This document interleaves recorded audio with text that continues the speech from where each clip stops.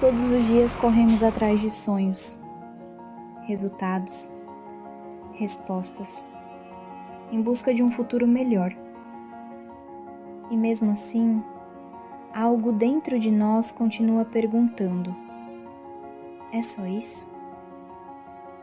Durante muito tempo pensamos que a vida espiritual era uma tentativa de alcançar o céu, subir mais alto, chegar mais longe, de encontrar Deus em algum lugar distante. Mas talvez tenhamos entendido errado. Não fomos chamados para invadir o céu. Fomos chamados para viver de tal forma que o céu invada nossa alma. Porque a transformação que Deus deseja fazer no mundo começa dentro de nós.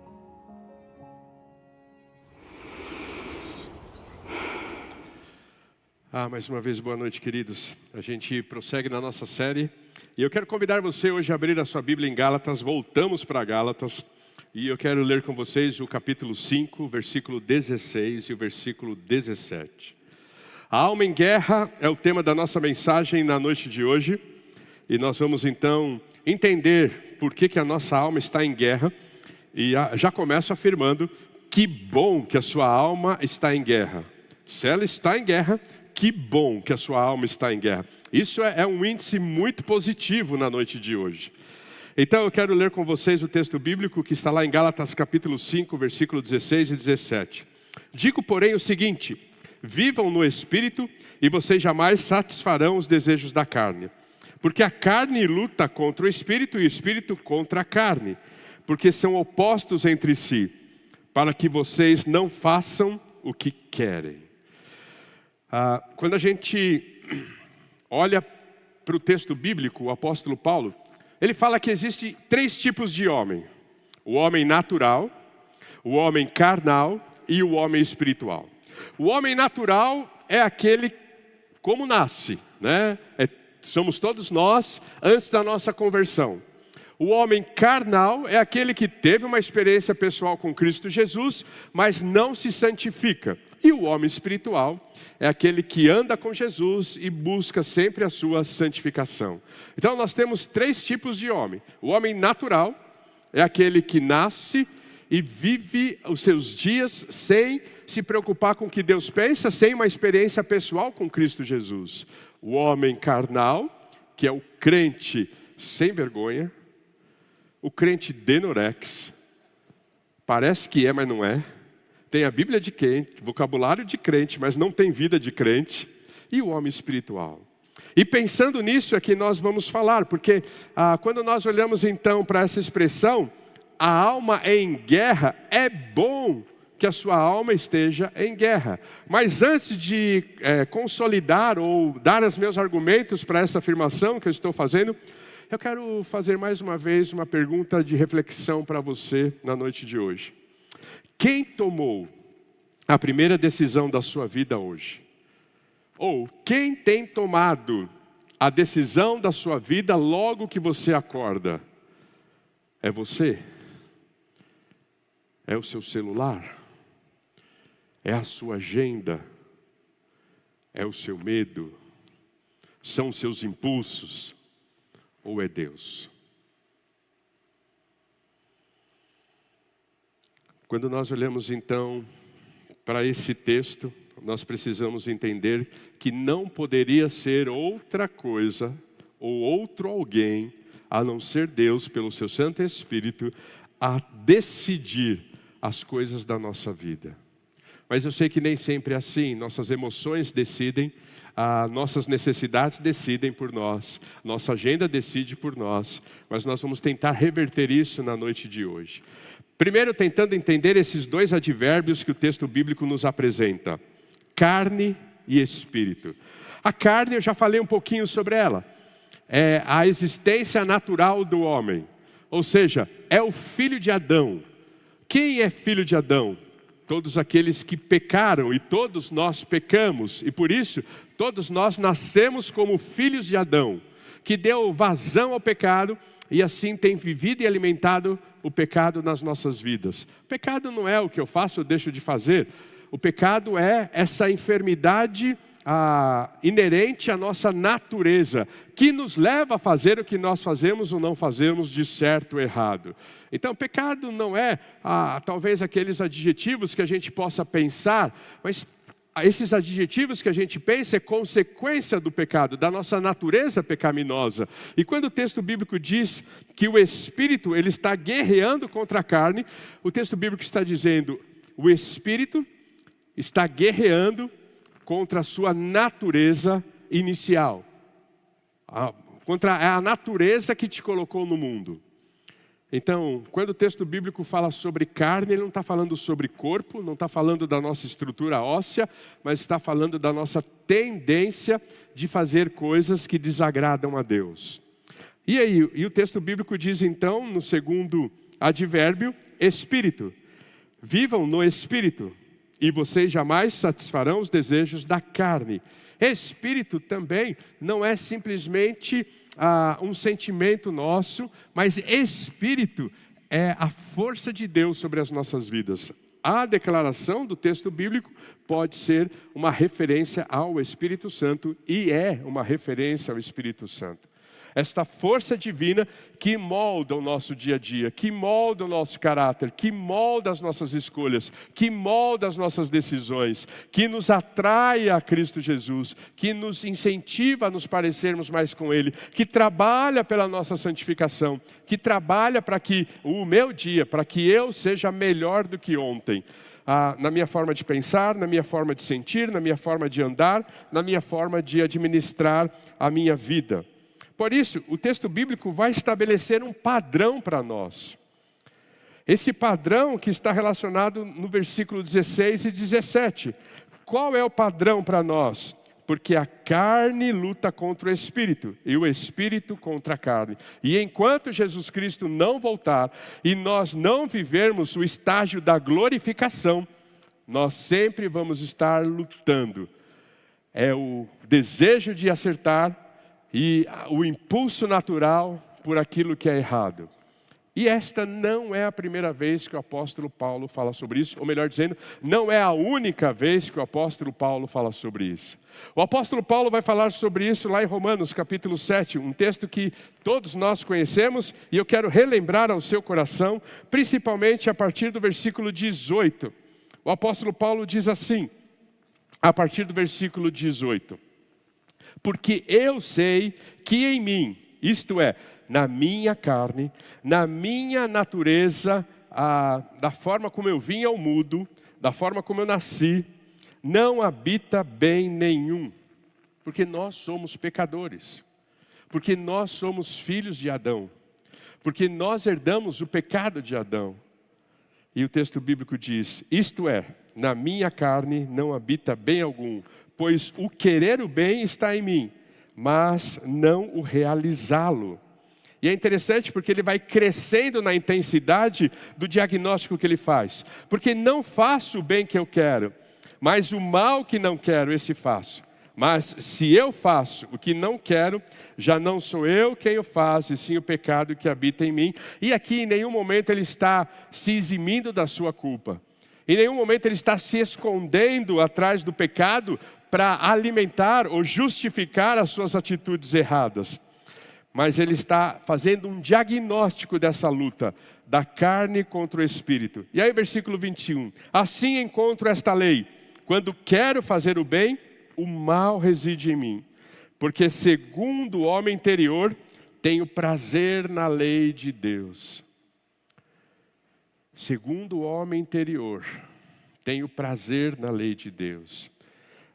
Quando o pecado entra no mundo, ele então desconfigura a imagem de Deus. E quando nós encontramos Jesus Cristo, ou o grande papel de Jesus Cristo, a se tornar homem, a viver entre nós, a morrer na cruz do Calvário, a oferecer perdão e remissão para os nossos pecados. Já disse uma vez e volto a dizer, não é nos levar para o céu, ainda que isso aconteça. A obra da redenção é resgatar a imagem de Deus em nós, que foi deformada, desfigurada com o pecado. Cristo Jesus morre na cruz do Calvário para resgatar a imagem de Deus em nós. Porque afinal de contas, o texto bíblico diz que fomos criados à imagem de Deus, segundo a sua semelhança. O pecado vem e sufoca essa imagem, embaça essa imagem, desconfigura essa imagem, desmonta essa imagem, mas não destrói, não acaba, não retira essa imagem de nós. Nós podemos ver ali um homem caído na sarjeta, vencido pelas drogas, vencido pelo álcool, vencido pela bebida. Um homem que mora na rua, sujo, maltrapilho. Ali tem a imagem de Deus. Porém, este é o grande trabalho do diabo e do pecado. Para que nós olhamos para aquilo e falamos, mas que Deus feio é esse? Que imagem horrível é essa? E aí vem Jesus Cristo então para nos resgatar, para nos salvar, para que esta imagem seja restaurada. Para que eu possa espelhar esta imagem, para que eu possa espalhar a luz desta imagem. Então esta é a grande obra de Cristo, é a obra da redenção de uma imagem que está desfigurada para uma imagem restaurada, uma imagem renovada. Por isso ele diz assim, quando quero fazer o bem, o mal reside em mim, porque segundo o homem interior, segundo esta imagem que está sufocada, como o próprio apóstolo Paulo vai dizer em 2 Coríntios capítulo 3, sendo transformados de glória em glória segundo a sua imagem. A imagem do homem está lá, ele tem necessidade do transcendente, ele tem necessidade de adorar um Deus, de seguir um Deus, de achar um Deus, ele tem essa necessidade. E aí ele diz, tenho prazer na lei de Deus, mas vejo nos meus membros outra lei, que guerreando contra a lei da minha carne, me faz prisioneiro da lei do pecado, que está vivo nos meus ombros. Miserável homem que sou, quem me livrará do corpo desta morte? Graças a Deus por Jesus Cristo nosso Senhor, de maneira que eu, de mim mesmo, com a mente, sou escravo da lei de Deus, mas segundo a carne, sou escravo da lei do pecado. Então, a sua alma está em guerra? Que bom! Porque só alguém que tem o Espírito tem uma alma em guerra. Só alguém que foi batizado pelo Espírito Santo da promessa no dia da redenção é que tem guerra. O homem natural não guerreia, porque para ele tanto faz como fez. Ele tem valores éticos, sim. Ele tem valor moral, sim. Mas para ele tanto faz.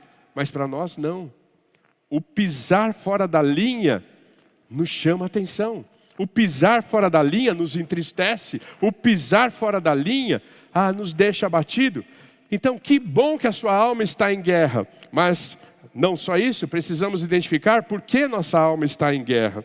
Mas para identificarmos por que nossa alma está em guerra, volta lá no versículo 26, e o texto bíblico diz, vivam no Espírito. Algumas traduções vão dizer que a gente deveria ser guiado pelo Espírito. E essa tradução vai reforçar isso no versículo 18.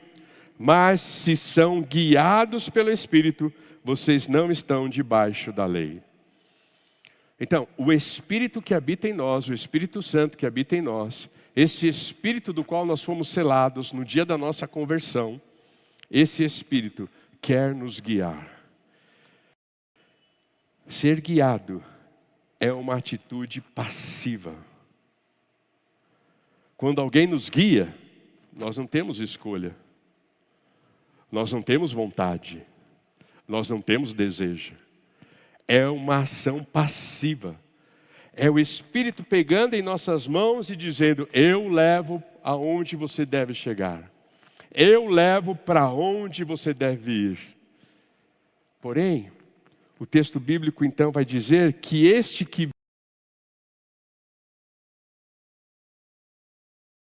versículo 25, se vivemos no Espírito, andemos também no Espírito. Aí vem então a ação ativa do homem.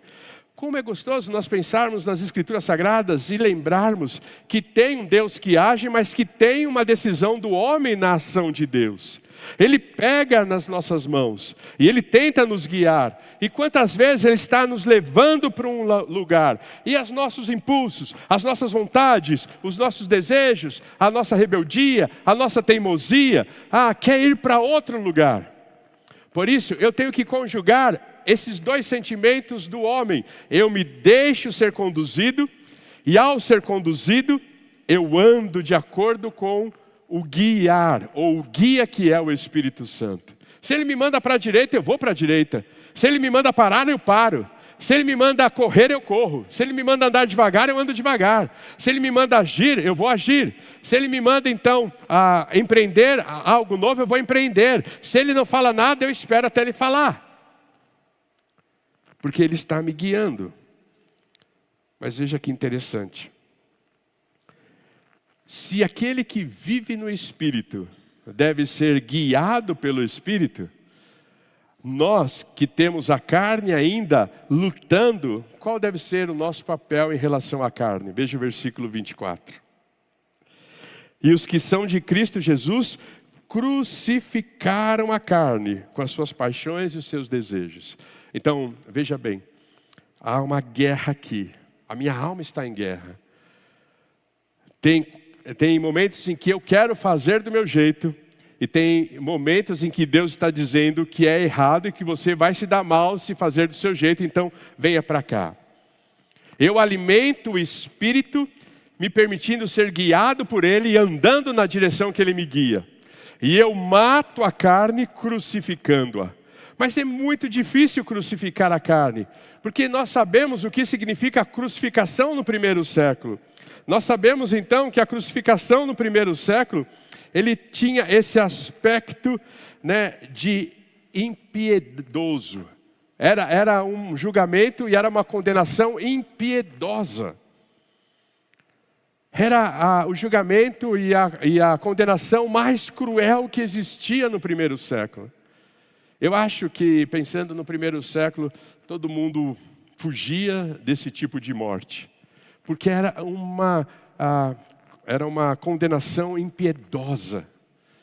E quando nós olhamos para a nossa carne, para os nossos desejos, para as nossas vontades, para as nossas paixões, para as nossas concupiscências, ou seja, o nosso desejo de fazer o mal, que está inerente a nós, porque nós somos pecadores, nós precisamos olhar para isso e ser impiedoso com isso. É cortar sim o mal pela raiz, é ser bem radical, é não dar brecha, é não flertar, é não negociar, é ser impiedoso.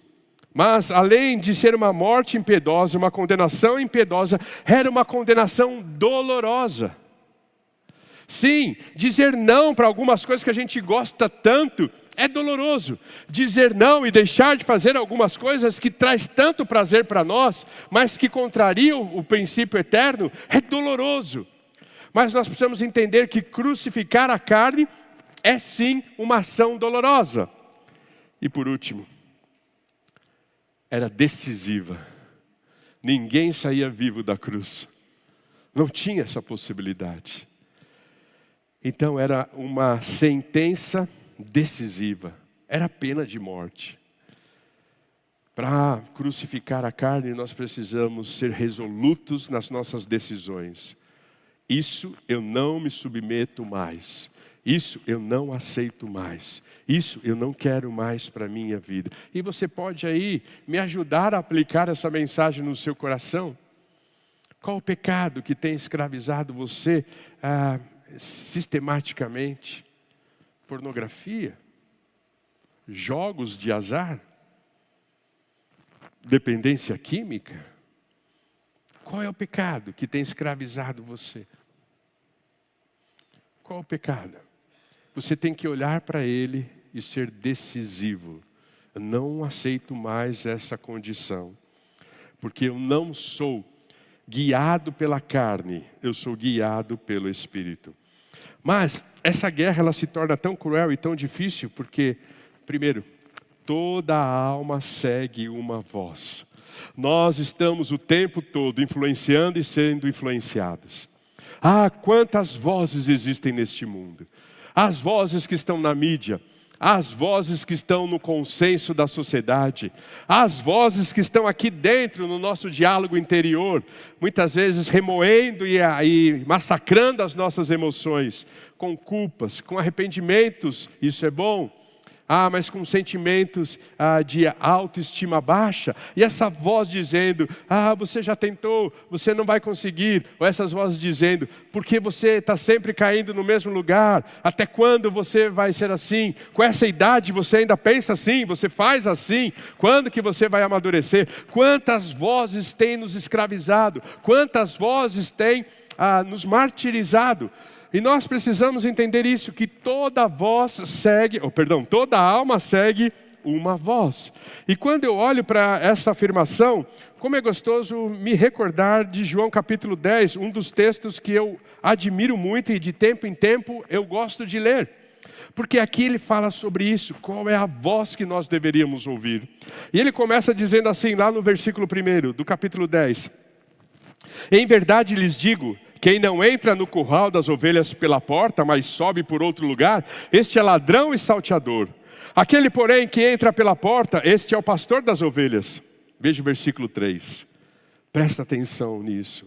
Para este, o porteiro abre. As ovelhas ouvem a sua voz. E ele chama as suas próprias ovelhas pelo nome e as conduz para fora. Ele vai reforçar isso. Depois de levar para fora todas aquelas que lhe pertencem, vai na frente delas, e elas o seguem, porque reconhecem a voz dele. Mas de modo nenhum seguirão o estranho, pelo contrário, fugirão dele, porque não conhecem a voz dos estranhos. Por que será que Deus faz esta relação, e a palavra de Deus faz essa relação da ovelha bichinho conosco, ovelha? Porque a ovelha tinha medo de seguir outras vozes que não fosse a do seu pastor. Porque a ovelha não tirava o pé do lugar, ela não arredava o pé, era teimosa. Se aquele que a chamava, a voz que vinha de lá, não era conhecida, era uma voz estranha. E quantas vozes estranhas hoje têm seduzido o seu coração? Quantas vozes estranhas hoje têm tirado você do caminho? Quantas vozes hoje têm impedido você de tomar uma decisão coerente com aquilo que Deus quer para a sua vida? Essa semana eu estava conversando com um jovem, e ele estava vivendo um processo aí no seu casamento doloroso.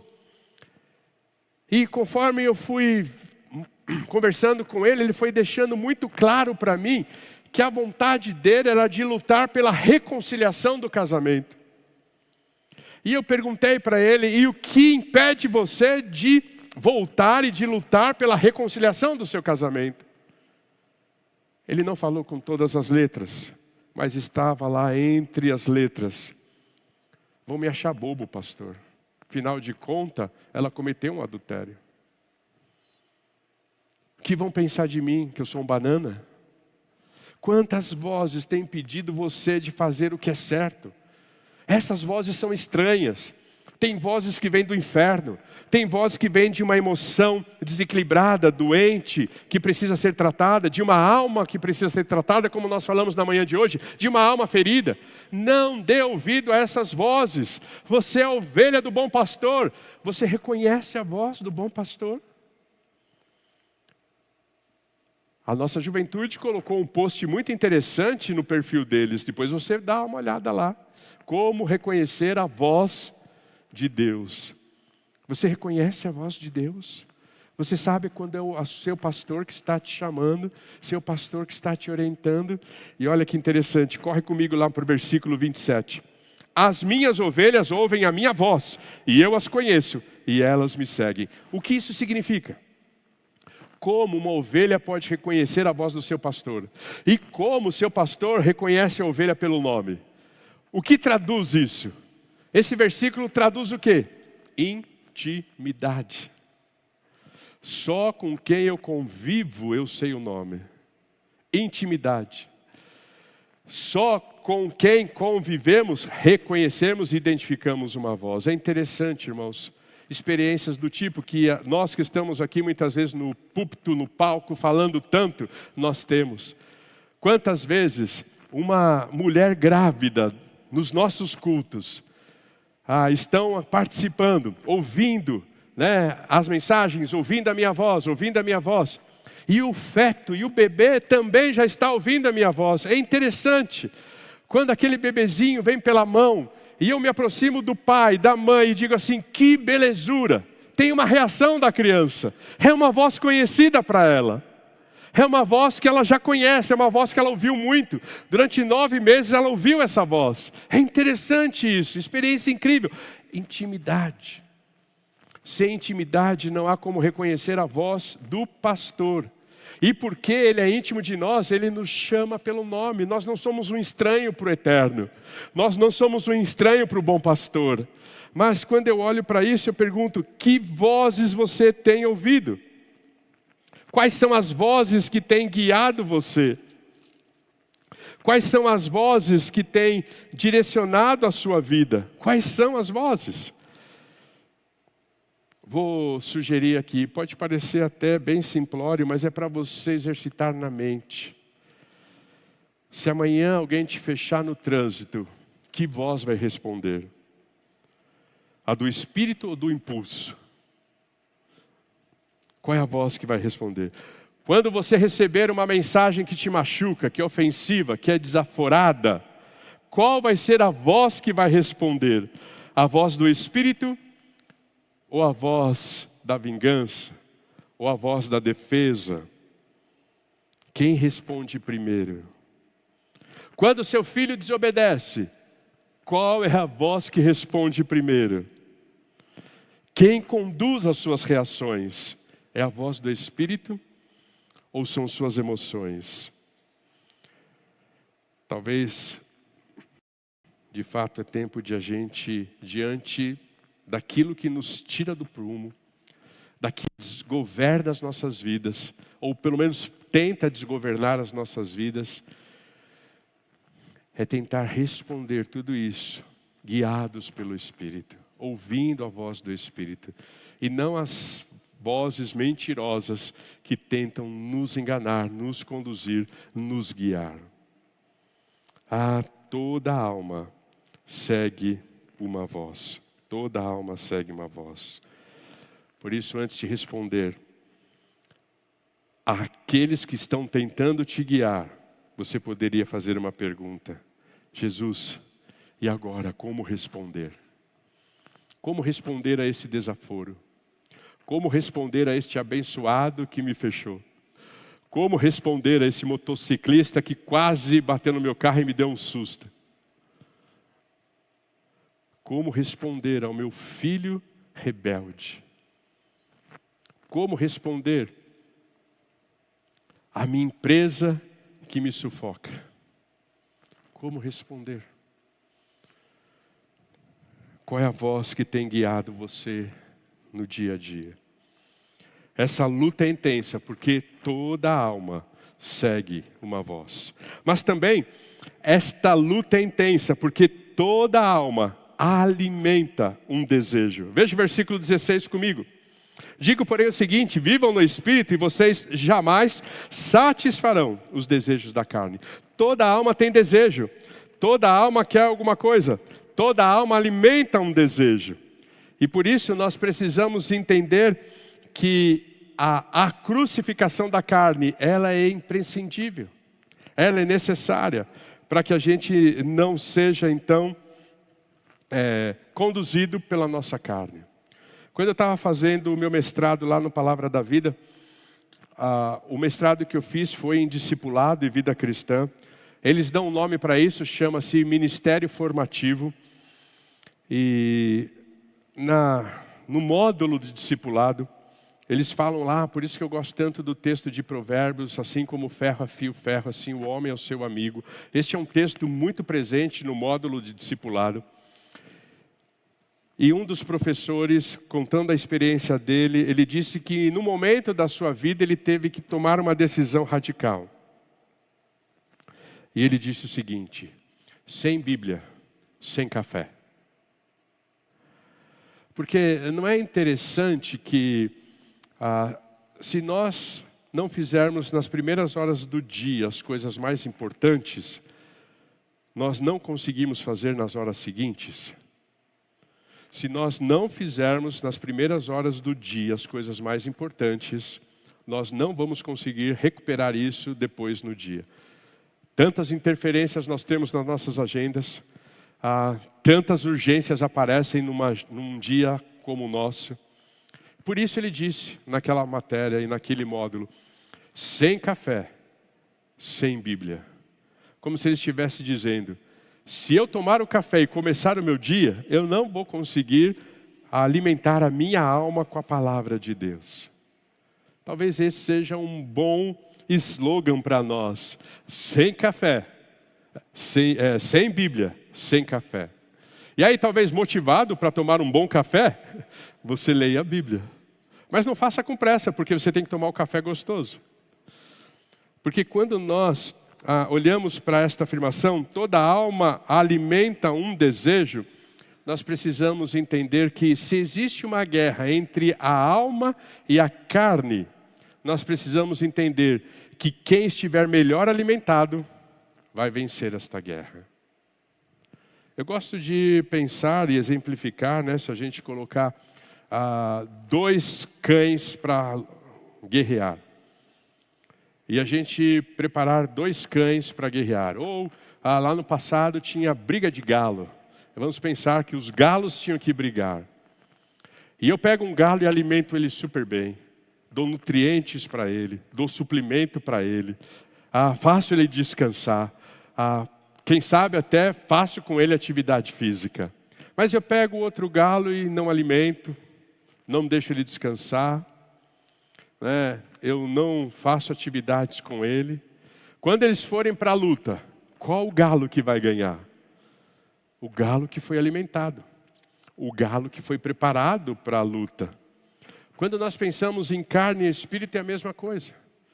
Se você alimentar o espírito, ele vai subjugar a carne.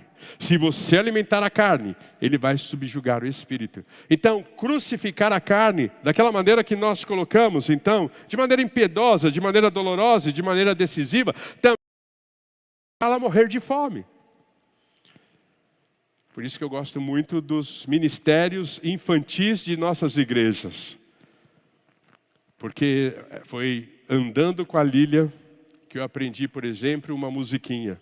Cuidado, olhinho, o que vê. Cuidado, olhinho, o que vê.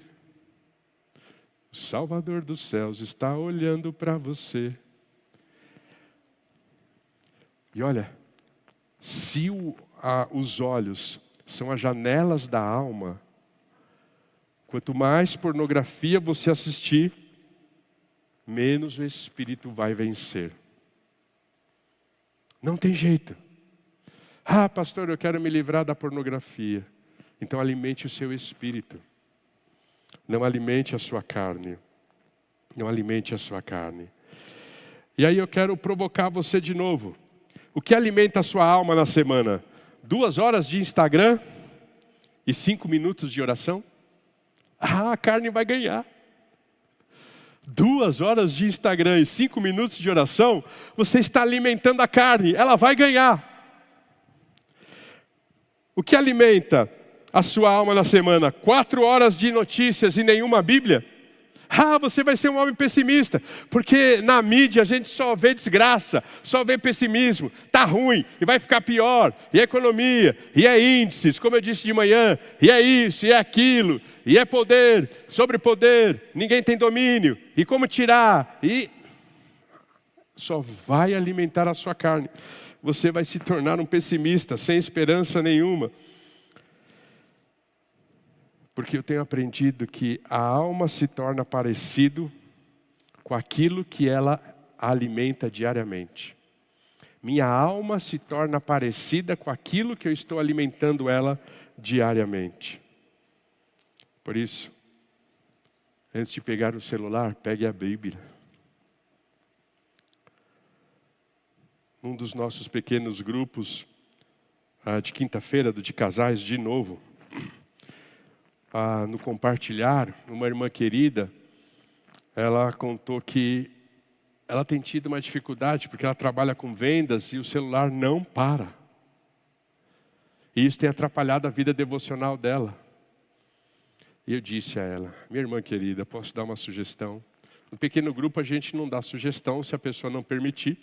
A gente não dá conselho se a pessoa não permitir, porque nós não estamos lá para corrigir e nem consertar a vida de ninguém, mas simplesmente para trabalharmos em crescimento. Então eu perguntei para ela: minha irmã querida, eu posso dar um conselho? Você me permite? Ela falou assim: claro, pastor. Então só ligue o celular depois que você ler a Bíblia. Só tome café depois que você ler a Bíblia. Só abra o seu portal de notícias depois que você ler a Bíblia e orar. Se você fizer antes, acabou o seu dia. E nós precisamos entender que toda alma alimenta um desejo. E se o apóstolo Paulo diz que no seu homem interior há um desejo pela lei de Deus, alimente isso. Porque não é só o apóstolo Paulo que na sua alma interior ou no seu homem interior, ele tem um desejo pela lei de Deus. Você também tem um desejo pela lei de Deus. Você também é atraído a um Criador. Você também é atraído a um ser soberano. Então, se existe um anseio pela lei de Deus no seu homem interior, alimente esse homem interior. E ele vai sufocar, ele vai crucificar a carne, como o texto bíblico nos sugere, como o texto bíblico nos pede. Por isso, toda alma segue uma voz. Toda alma alimenta um desejo. E toda alma caminha para uma direção. Veja o versículo 25 mais uma vez comigo. Se vivemos no Espírito, andemos também no Espírito. Andemos também no Espírito. E aí eu aprendo que muitas vezes eu já vivi essa inquietação e essa busca que muitas vezes pode ser frustrante.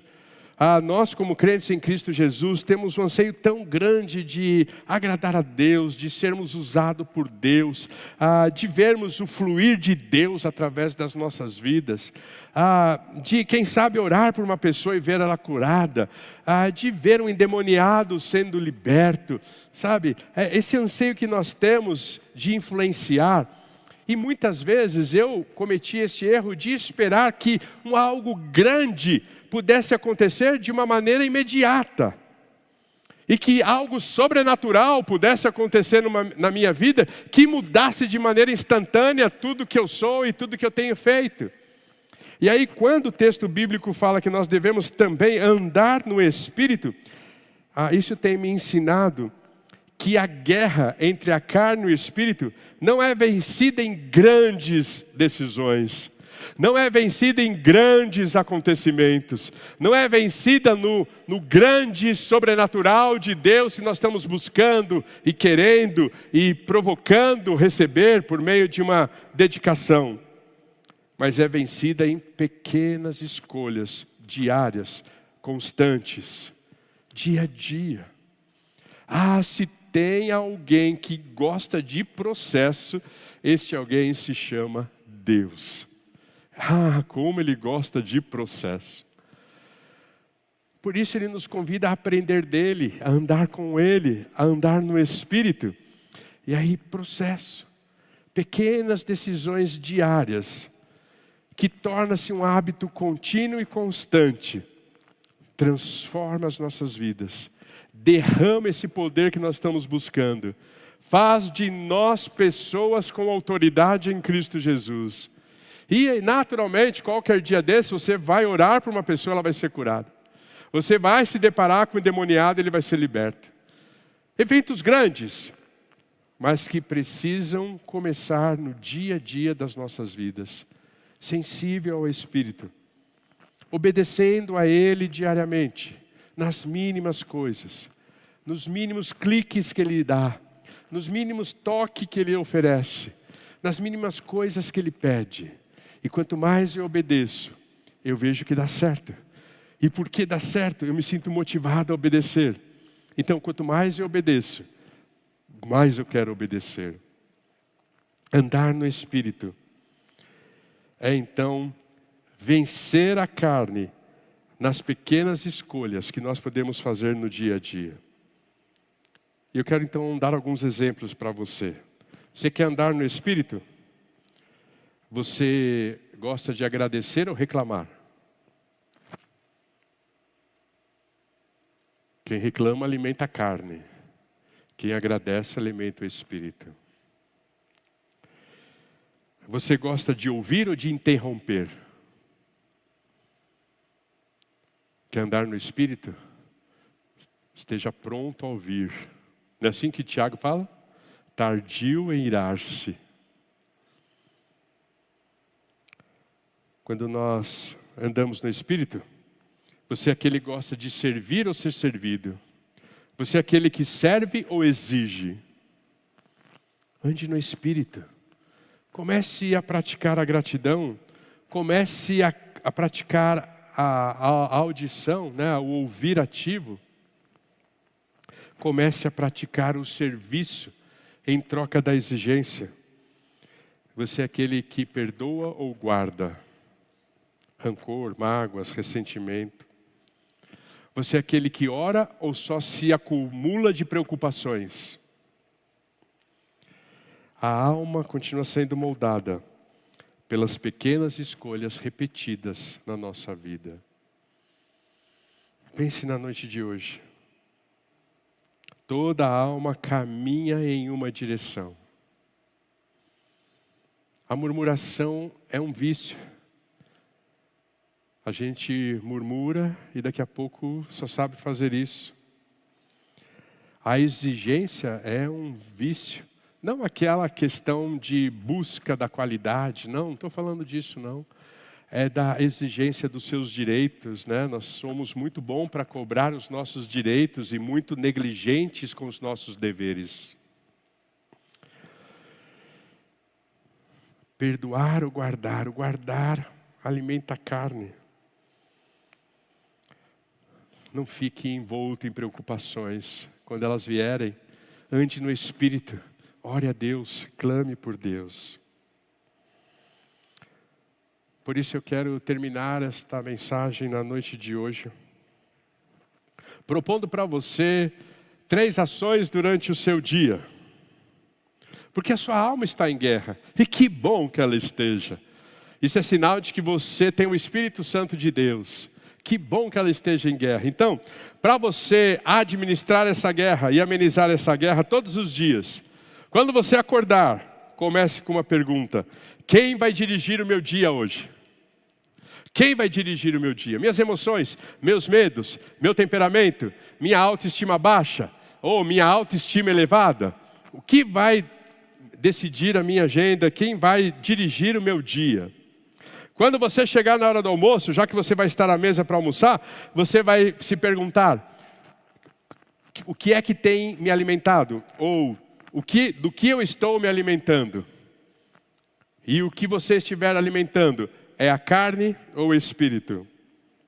E por último, quando você for dormir, que você possa se perguntar: as escolhas que eu fiz hoje me aproximaram ou me afastaram de Jesus? As escolhas que eu fiz hoje me aproximaram ou me afastaram de Jesus? 3 perguntas para aprendermos a andar no Espírito e crucificarmos a carne, entendendo que a nossa alma está em guerra.